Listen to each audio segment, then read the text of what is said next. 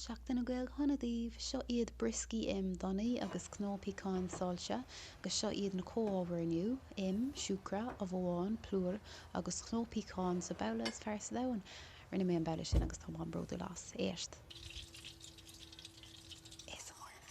Ar dús tá ag donaí man nuair donaí muid tóirmid drástóg scairní leachtaí agus na soladaí agus go chairí na soladaí níos dúracha cosú lei sin. Thug sé seo lá sever dó. So más gan siúcra an agus an ábh le chéile go bhfuil siad dacheal don mar seo. An sin chuir isteach an plúr agus na chnó pecán. Tá scalog isteach chuid ar áhar san bid seo ach níl man an sin dhéanamh mar tá dhéanamh an chargas ar an seachloid. Is mis se chalín is chrógus sa domhan tá is agam.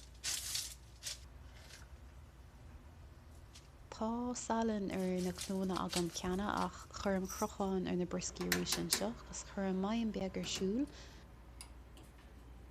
agus is steach leo. Slán fóil. Is tá siad ré nach raibh sé sin an tapa amach leonis. Níl siad na briscí is galánta ach chaithí mé rá go raibh siad an blasta. Slán go fóil.